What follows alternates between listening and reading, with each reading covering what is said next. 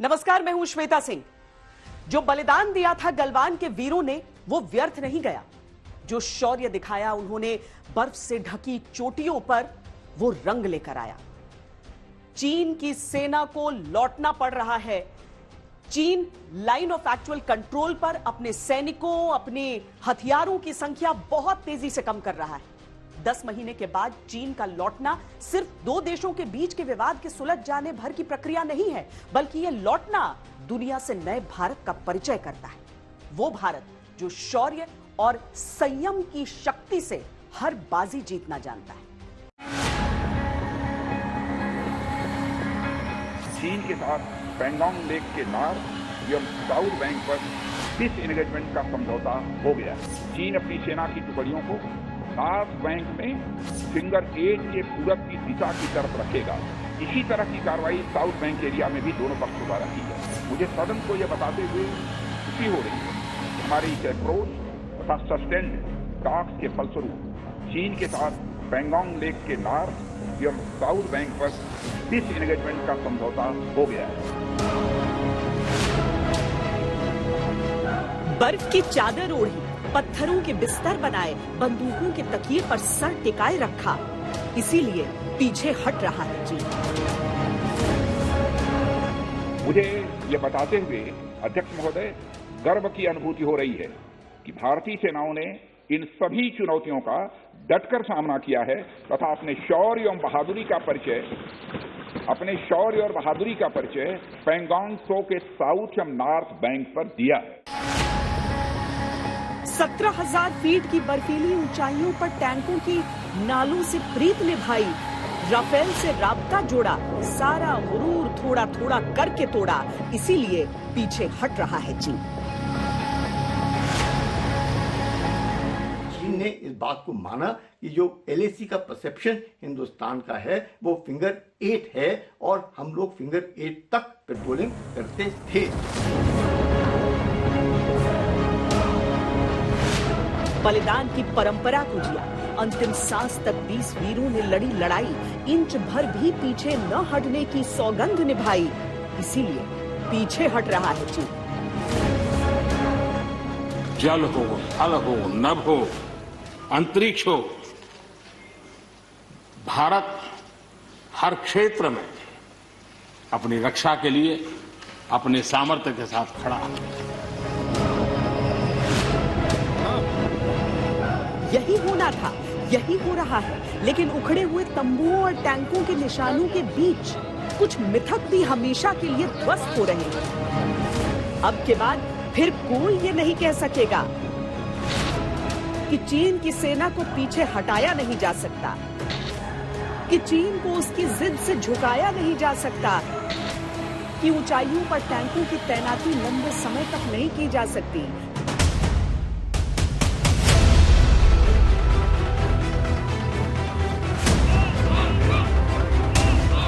सैनिकों के शौर्य, सरकार के संयम और देश के स्वाभिमान ने अडिग, अटल, अविचल होकर डटे रहने का फैसला किया। डटा रहा, इसीलिए पीछे हट रहा है चीन। देश की संसद का देश से वादा था कि 1 इंच जमीन भी नहीं लेने देंगे। अध्यक्ष महोदय, वहीं हमने यह भी स्पष्ट कर दिया कि हम भारत की सॉवरेंटी और टेरिटोरियल इंटीग्रिटी की रक्षा के लिए पूरी तरह से डिटरमिन्ड हैं। नरेंद्र मोदी सरकार भारत की सीमाओं की सुरक्षा के लिए और भारत के सार्वभौमत्व के लिए कटिबद्ध है। इसकी कुछ भी हानि हम नहीं होगी। देश की संसद का देश से वादा है कि 1 इंच भी जमीन नहीं लेने दी। 90,000 वर्ग किलोमीटर भूमि को अपना बताता है। भारत ने इन अनजस्टिफाइड क्लेम तथा अनधिकृत कब्जे को कभी भी स्वीकार नहीं किया है। कूटनीति की रणनीति में संकेतों के बहुत मायने होते। इस बातचीत में हमने चीन को यह बताया है कि 3 सिद्धांतों के आधार पर हम इस समस्या का समाधान चाहते हैं। फर्स्ट, दोनों पक्षों द्वारा LAC को माना जाए और उसका आदर किया जाए। दूसरा, किसी भी पक्ष द्वारा यूनिलेटरली स्टेटस को बदलने का प्रयास न किया जाए। तीसरा, सभी समझौतों का दोनों पक्षों द्वारा पूर्ण रूप से पालन किया गया। संकेत कह रहे हैं कि बदले भारत से अच्छी तरह परिचय हो गया, इसीलिए पीछे हट रहा है चीन।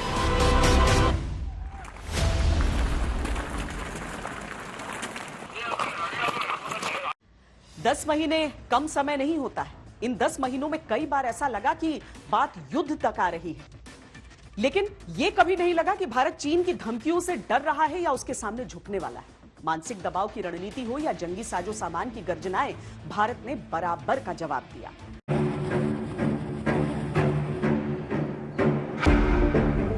बात इतनी सी है कि चीन को सिर्फ 62 याद था और हम 67 और 87 के भारतीय शौर्य को कभी भूले नहीं थे। 1962 उस वॉर की बहुत बात होती है, लेकिन उसमें क्या हुआ था वो लोग उस हद तक समझ नहीं पाते हैं जो जैसे आप लड़ चुके हैं। उसमें क्या हुआ था, कहां पर लड़े थे? जब उस टाइम में जो अभी बोल रहा है ना गलवान नाला, उस साइड से गया था डीबीयू छुट्टी जाने के लिए। वहाँ जो जट रेजिमेंट लाया वहाँ पठानकोट से, तो वो लोग बोला हम 24 घंटा हम रुकेगा उनको।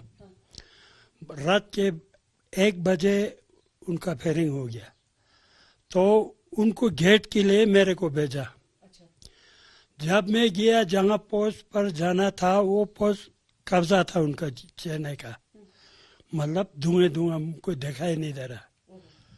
तो फिर मैंने पूरे को रुकाया।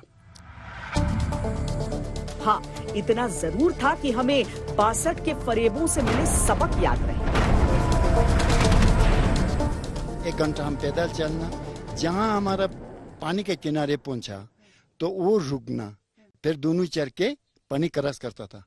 पानी जो है हम क्या करता था, दिन में 25-26 क्रॉसिंग होता था। तो कभी कभी जो है थोड़ा पानी रहता तो हम क्रॉस कर लेता था, जूता के सामने रफल लेके 50 रोन भी उठाकर। तो हम चला उस टाइम अपना झोला साथ में, वहाँ बिस्तर के लिए हमारा लोकल स्टैंडिंग पॉइंट था।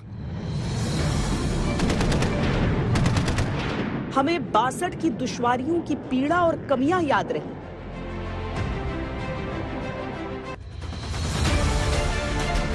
लेकिन उसी 62 की बूढ़ी हड्डियों ने भी बलिदानी जोश दिखाया तो लग गया था कि बाजी हम ही जीतेंगे। आज आपको लगता है कि हम चाइना से अगर लड़ें तो जीत सकते हैं? अभी तो सब कुछ है ना, हथियार, मोटर, हर एक चीज हैवी है ना। और बहादुरी तो हमेशा से थी हमारे में। हाँ, बहादुरी तो उस टाइम में भी था। आपको लगता है आज इंडिया चाइना के मुकाबले में कौन ज्यादा मजबूत है? अभी तो हम इसको ऐसा जवाब दे सकता है, उसको याद भी नहीं करेगा। 25 साल पीछे साल उसको करना है, पीछे भगाना है। अभी हमारे पास इतना हथियार है, हम डरने में क्या है, कोई डर नहीं सकता है। भारत की तरुणाई ने इंच भर भूमि के लिए इंच जिस्म को दांव पर लगा देने की कस्में दोहराई तो लगा था कि बाजी हम ही जीतेंगे। तो उसका वो सपना उसका पूरा नहीं होगा। तो मेरा ख्याल में अभी इंडिया के साथ छिड़ना उसको बहुत मुश्किल हो जाएगा। लेकिन इंडिया ऐसा है, अपने जगह को तो एक ही छोड़ने वाला नहीं है, क्योंकि उसको अभी वो वक्त नहीं है उसका, वो भूल जाए कि वो 62 में हमने इस तरह किया था। अभी वो इंडिया नहीं है। जब देश की सेना के तीनों रंगों ने तिरंगे की हिफाजत के प्रण का उद्घोष किया तो लग गया था कि बाजी हम ही जीतेंगे। जवानों का मनोबल बहुत ऊंचा है और वो हर चुनौती का सामना करने के लिए तैयार है। और मैं यकीनन कह सकता हूं कि हमारे जवान सबसे अच्छे जवान हैं और वो ना सिर्फ इंडियन आर्मी का लेकिन देश का भी नाम रोशन करेंगे। किसी भी कन्वेंशनल कॉन्फ्लिक्ट के लिए और किसी भी तरह के कॉन्फ्लिक्ट के लिए फुल्ली प्रिपेयर्ड है, एंड उसमें 2 फ्रंट वॉर भी इंक्लूडेड है। भारतीय नौसेना राष्ट्र की समुद्रिक सुरक्षा यानी मैरीटाइम सिक्योरिटी और अखंडता को सुनिश्चित करने के लिए पूरी तरह तैयार है। और देख लीजिए, हमने कुछ खोया नहीं। बातचीत की मेज पर कलम की स्याही से समझौते के कागज पर चीन ने लिखा है कि हाँ, हम लौट रहे हैं पीछे। फिंगर्स क्या होते हैं? फिंगर्स आप असल में मैप में एक देखना और ये समझना कि पहाड़ों का जो जमीनी हिस्सा है जो आगे की तरफ बढ़ रहा है, अगर हम इसे पहाड़ी उंगलियां कहें, गलत होगा? बिल्कुल सही होगा। पहाड़ी उंगलियां मतलब कि जिस तरह वो एक तो शेप भी उनकी फिंगर की तरह है, उंगली की तरह है। ये तो मैच नहीं कर रहा है वैसे, लेकिन लगभग हम समझे कि बीच से जो ऐसे, देखिए एक फीचर दिख रहा है जो एकदम प्रोट्रूड करके जा रहा है पानी में। एग्जैक्टली फिंगर एरिया पेंगोंग का तो शायद नहीं कह सकते, लेकिन थोड़ा बहुत सिमिलर। चीनी सेना अपनी टुकड़ियों को पेंगोंग झील के नॉर्थ बैंक में फिंगर 8 के पूर्व दिशा में रखेगी, यानी चीन की सेना अप्रैल-मई 2020 वाली जगह पर लौटेगी। भारत भी अपनी सेना की टुकड़ियों को फिंगर 3 के पास अपने स्थायी बेस यानी धन सिंह थापा पोस्ट पर रखेगा। फिलहाल फिंगर 4 से फिंगर 8 के बीच अस्थायी बफर जोन बनाया गया है। दोनों ही देशों की सेनाएं इन इलाकों में पेट्रोलिंग नहीं करेंगी। कई क्षेत्रों को चिन्हित कर हमारी सेनाएं कई पहाड़ियों के ऊपर तथा हमारे दृष्टिकोण से उपयुक्त अन्य क्षेत्रों पर मौजूद हैं। भारतीय सेनाएं अत्यंत बहादुरी से लद्दाख की ऊंची दुर्गम पहाड़ियों तथा कई मीटर बर्फ के बीच में भी सीमाओं की रक्षा करते हुए अडिग हैं और इसी कारण हमारा एज बना हुआ है। अध्यक्ष महोदय, चीन इस भ्रम में था या शायद किसी पूर्वाग्रह से ग्रसित था कि दबाव में आकर एक दिन भारत अपने पांव पीछे हटाएगा, लेकिन तब वो सत्ते में आ गया जब सैन्य रणनीति के तौर पर भारत सामने से आकर न सिर्फ भिड़ गया बल्कि उसकी सेना पर भारी पड़ने लगा। दूसरी तरफ चीन के लिए बहुत चौंकाने वाला था जिस तरह भारत ने अंतर्राष्ट्रीय स्तर पर चीन को बेनकाब करना जारी रखा। चीन अगर एक एक कर लौट रहा है तो अब इसके कई गहरे अर्थ भी निकलते हैं।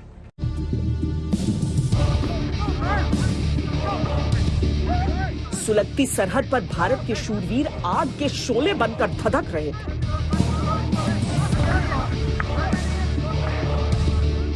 भारत की कूटनीति पूरी दुनिया में चीन की नीतियों को उजागर कर रही थी।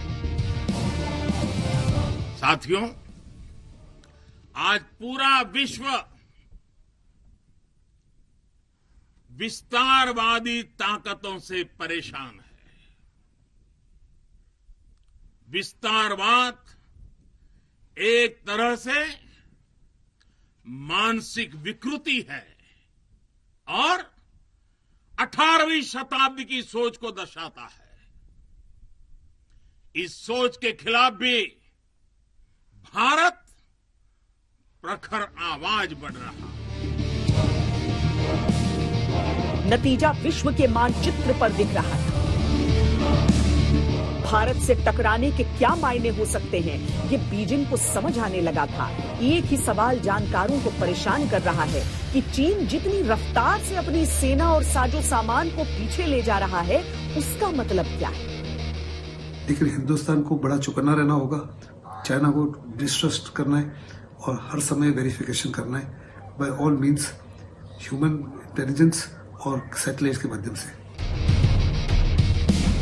सीमा विवाद लंबा है, इसे सुलझाने में समय लगेगा, लेकिन डटे रहने, बातचीत के रास्ते खुले रखने और चीन की चालबाजियों को लगातार काउंटर करने की रणनीति को भारत की कामयाबी का पहला चरण माना जा सकता है।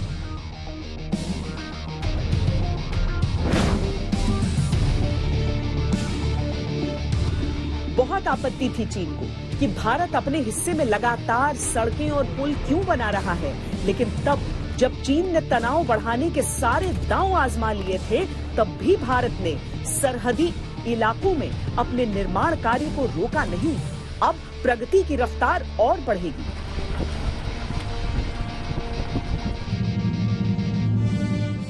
भारत के सामर्थ्य और शक्ति ने जिस साहस का परिचय दिया, वो साहस चीन को हमेशा अपनी सीमाओं में रहने की याद दिलाता रहेगा। सर्जिकल स्ट्राइक हो या एयर स्ट्राइक, भारत की कैपेबिलिटी को दुनिया ने देखा है।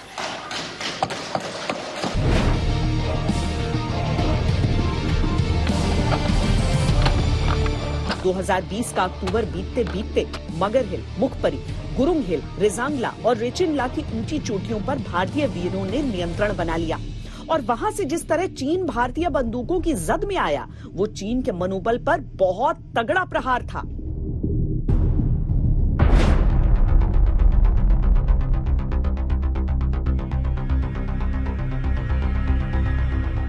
पांच महत्वपूर्ण चोटियों के अलावा भारत की स्थिति स्पंगुर गैप में बहुत मजबूत हुई और चीन के मोल्डो गैरिसन जैसे महत्वपूर्ण स्थान पर भारत की सीधी नजर पड़ने लगी। चीन बुरी तरह घिर गया। चीन पीछे हट रहा है टकराव के एक हिस्से से, तो इसका एक अर्थ ये भी है कि भारतीय शौर्य और सब्र ने उसके अहंकार को निरुत्तर किया है। हालांकि अभी कई क्षेत्रों में तनातनी बनी हुई है, लेकिन एक मोर्चा तो कम से कम भारत ने आसान कर ही लिया है।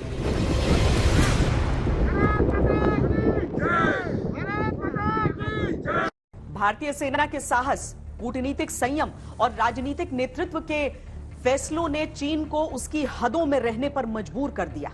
जिनपिंग के नहले पर भारत का दहला हर बार भारी पड़ा। युद्ध का मैदान हो या फिर बिजनेस का मंच हो, विदेशी कूटनीति हो या फिर वैक्सीन डिप्लोमेसी, हर जगह भारत चीन से आगे रहा। लेकिन सवाल यही है कि क्या चीन इन सब से डर गया या फिर कहानी कुछ और है? आखिर चीन लौटने के लिए राजी कैसे हुआ और क्या इस समय जो चीन कर रहा है उस पर पूरा विश्वास किया जा सकता है?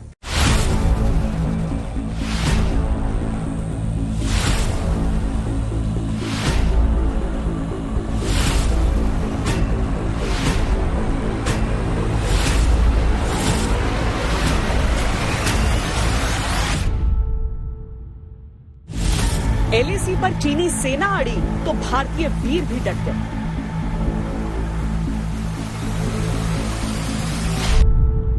राष्ट्र कवि रामधारी सिंह दिनकर जी ने लिखा था, जिनके सिंहनाद से सहमी, जिनके सिंहनाद से सहमी, धरती रही अभी तक डोल। कलम आज उनकी जय बोल, कलम आज उनकी जय बोल। तो मैं आज अपनी वाणी से आपकी जय बोलता हूं, आपका अभिनंदन करता हूं। भारतीय सेना के साहस ने -30 डिग्री में भी चीन को पसीने पसीने कर दिया।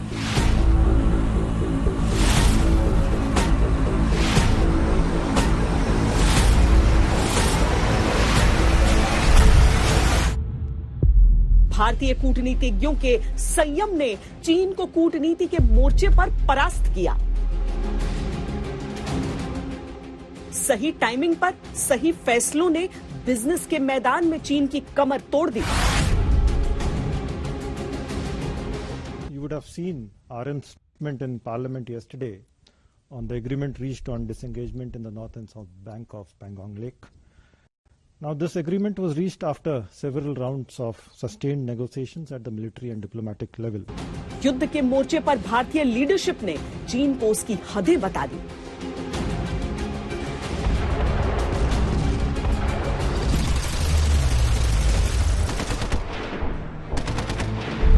हजारों वर्षों से अनेकों आक्रांताओं के हमलों को, अत्याचारों का मुंह तोड़ जवाब दिया है। हम, और ये हमारी पहचान है, हम वो लोग हैं जो बांसुरीधारी कृष्ण की पूजा करते हैं, तो हम वही लोग हैं जो सुदर्शन चक्रधारी कृष्ण को भी आदर्श मान करके चलते हैं। ताइवान, हांगकांग और तिब्बत पर भारतीय दांव ने पूरी बाजी पलट दी। पिछले 10 महीनों में भारत और चीन के संबंधों का ताना बाना बदल गया। वुहान और महाबलीपुरम की मैत्री तस्वीरों की तासीर बदल गई है।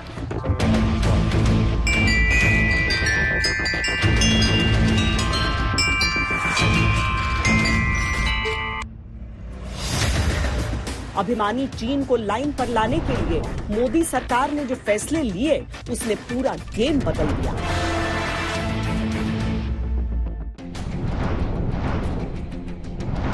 चीन का सुपर पावर बनने का सपना टूट गया, आर्थिक महाशक्ति बनने का घमंड चकनाचूर हो गया।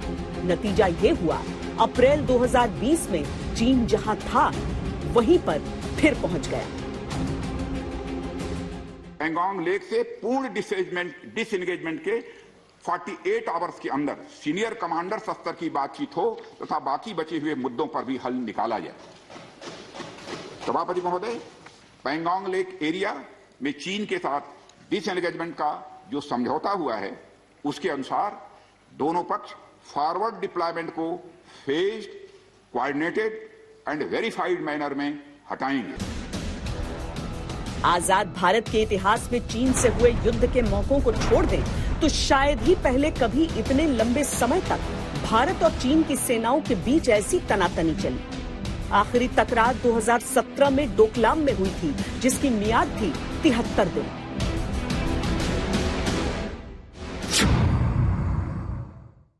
पूरी दुनिया जहां भारत और चीन के बीच युद्ध की अटकलों से डरी हुई थी, वहीं पर अचानक से दोनों देशों की सेनाओं के पीछे हटने की खबर ने चौंका दिया।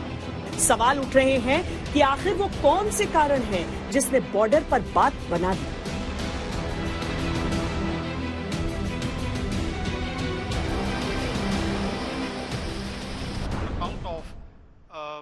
The Indian government having taken up the gauntlet, because in the past we had been very timid with regard to China, and whenever Chinese came into our area, the issues were resolved essentially through diplomatic and military channels, and that continued. I think this is the first time after a very, very long time that we looked into the eyes of China and mobilized our resources to take on Chinese challenge. चीनी अखबार south China morning post ने अपनी report में दावा किया है कि चीन को डर है कि कहीं भारत वन चाइना नीति की अपनी स्वीकृति को वापस न ले ले। चीन इस नीति के तहत हांगकांग, ताइवान और तिब्बत को अपना अभिन्न हिस्सा बताता है। भारत उन पहले देशों में शामिल है जिन्होंने चीन की वन चाइना नीति को मान्यता दी थी। दुनिया भर के देशों के साथ चीन के राजनयिक संबंधों का मुख्य आधार वन चाइना पॉलिसी है। चाइना कहता है कि पीपल्स रिपब्लिक ऑफ चाइना जो कि मेनलैंड है और रिपब्लिक ऑफ चाइना जो कि ताइवान है, दोनों के अंदर चाइना का नाम आता है और दोनों एक ही देश है लेकिन अलग अलग हुए हैं। और वो चाहता है कि इनकी यूनिफिकेशन की जाए और पूरी दुनिया जो है केवल एक ही चाइना को मान्यता दे बजाय दो चाइना को। बाई एक्सटेंशन वो कहता है जितनी भी टेरिटरीज जिसके ऊपर चाइना का कंट्रोल है, चाहे वो तिब्बत है या उइघुर का एरिया है या हांगकांग है, वो भी by extension one China policy में इंक्लूड करना चाहता है। इस समय ताइवान सीधे तौर पर भारत के साथ व्यापार और राजनयिक संबंध स्थापित करने की कोशिश कर रहा है। मोदी सरकार ने भी ताइवान के साथ संबंधों को लेकर नरम रुख दिखाया है। यही चीन का बड़ा डर है। वो मिलिटरली ताइवान के ऊपर कब्जा करना चाहता है, लेकिन ताइवान ने साफ तौर पे कह दिया कि वो चाइना का हिस्सा नहीं बनना चाहते। हाल ही में भारत तिब्बत सीमा पुलिस की लद्दाख इकाई का नेतृत्व तिब्बती मूल के एक अधिकारी लहरी दोरजी को सौंपा गया। इसके अलावा भारत जमीनी स्तर पर खुद को मजबूत करने के लिए सेना के जवानों को तिब्बत की भाषा, संस्कृति और इतिहास सिखाने पर भी विचार कर रहा है।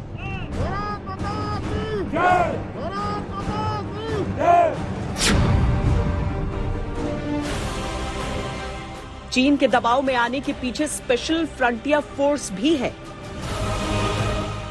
भारतीय सेना के रणबांकुरों के साथ साथ भारत ने तिब्बती शरणार्थी समुदाय से मिलकर बने बेहद खुफिया और खौफनाक विशेष अर्धसैनिक बल स्पेशल फ्रंटियर फोर्स को भी एलएसी पर तैनात किया है।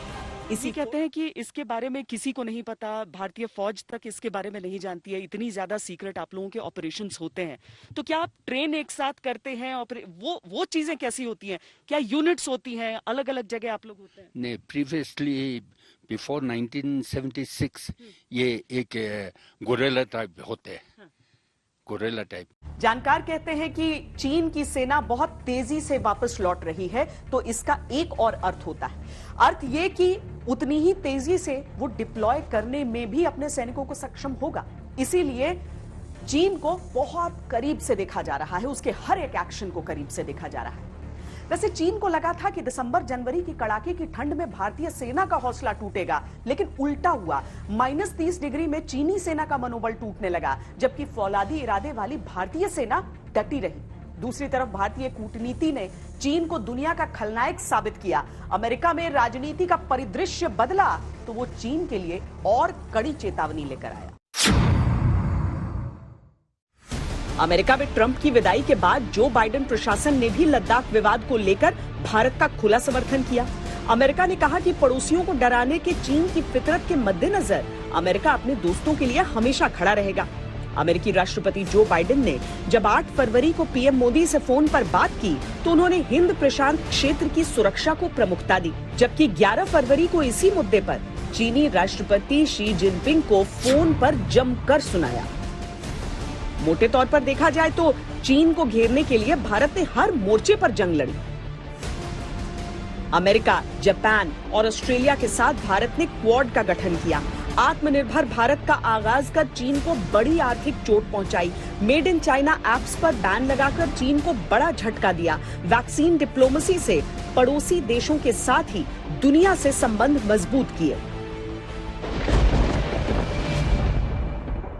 हम लोग, क्योंकि 60% हम लोग का वैक्सीन मार्केट वर्ल्ड का प्रोडक्शन इंडिया से ही होता है, हम लोग इंडिया से पूरे के पूरे रीजन में और पूरे के पूरे दुनिया में ये ह्यूमैनिटेरियन एक्ट से हम लोग की जो कोविड-19 डिप्लोमेसी है, जो वैक्सीन हम भेज रहे हैं, उससे भारत का पूरे रीजन में, पूरे दुनिया में स्तर बहुत ऊपर हो गया है। हिंदुस्तान को अगर किसी भी तरह की चुनौती का सामना करना पड़ता है तो पाकिस्तान को बड़ी खुशी मिल जाती है इसमें। चीन के साथ भारत का विवाद बढ़ा तो पाकिस्तान को उसमें अपने लिए संभावनाएं नजर आने लगी। मतलब अजीब मुल्क है पाकिस्तान, उसे अपनी बर्बादी नहीं दिखती, बस भारत के अहित के सपने देखता है। अब जब एलएसी पर उसका सरपरस्त चीन वापस लौट रहा है तो पाकिस्तान में गजब की टेंशन हो गई है और खौफ भी हाई है।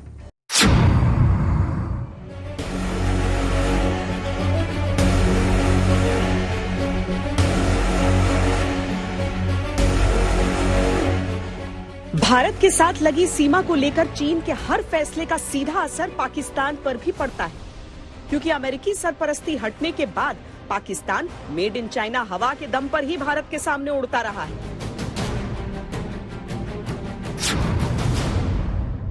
हालांकि भारत से दुश्मनी के चक्कर में पाकिस्तान चीन के कर्ज जाल में इस कदर उलझ गया है कि उसे निकलने का रास्ता तक नहीं सूझ रहा। हालात ये हैं कि अब पाकिस्तान के हर फैसले पर चीन का साफ असर देखा जा सकता है। ऐसे में जिस चीन के दम पर पाकिस्तान बड़ी बड़ी बातें करता था, जिस चीनी सेना को अपना रक्षक समझा था, जब वो खुद भारत के सामने ढेर हो गई हो तो समझा जा सकता है कि पाकिस्तान के मनोबल पर कैसा असर पड़ेगा। पाकिस्तान चाइना के बलबूते पर उछलता भी रहता है और सोचता है कि 2 फ्रंट वॉर करके इंडिया को डिस्टर्ब भी कर देगा। लेकिन जिस तरह से इंडिया ने चाइना के फोर्सेस को होल्ड ऑफ किया है, या तो अगर हम डोकलाम देखें और इस बार हम पूर्वी लद्दाख देखें, पूर्वी लद्दाख में जिस तरह से बहादुरी दिखाई है भारतीय सेना ने और टैक्टिकल एडवांटेज सीज किया जाकर कैलाश रेंजेस पर बैठकर, जिसपे चाइना भी मजबूर हो गया कि टॉक्स पर आए और अपने अब फोर्सेस को वो वापस भी ले जा रहा है। इन सब चीजों को देखते हुए पाकिस्तान भी एकदम सहम सा गया है। FATF की ग्रे लिस्ट से निकलने के लिए पाकिस्तान छटपटा रहा है। वहां भी वो अब तक अपने आका चीन के वीटो की वजह से बचा हुआ था, लेकिन 1 जुलाई 2020 से इसमें भी बड़ा बदलाव हुआ। FATF के अध्यक्ष चीन के जियांगमिन लियू की जगह जर्मनी के मार्कस प्लियर बन गए हैं, जिसके बाद से पाकिस्तान पर लगातार दबाव बढ़ता जा रहा है। इसीलिए पिछले कुछ दिनों में दिखाने के लिए ही सही, उसने कई आतंकी संगठनों पर कार्रवाई की है। ऐसे में पाकिस्तान को डर है कि जो चीन अभी तक संयुक्त राष्ट्र संघ में उसके आतंकियों को संरक्षण देता रहा है, कहीं वो वहां भी पलटी न मार ले। बदलते भारत ने पूरी दुनिया की सोच बदली है। चीन को भी बहुत जल्दी सोच अपनी बदलनी पड़ेगी। अच्छा है वापसी का एक रास्ता खुल गया है, बाकी जगहों से भी वो जल्दी लौट जाए और अपने देश पर ध्यान दे तो उसके लिए बेहतर होगा। अभी के लिए इतना ही। देश और दुनिया की बाकी खबरों के लिए आप देखते रहिए आज तक।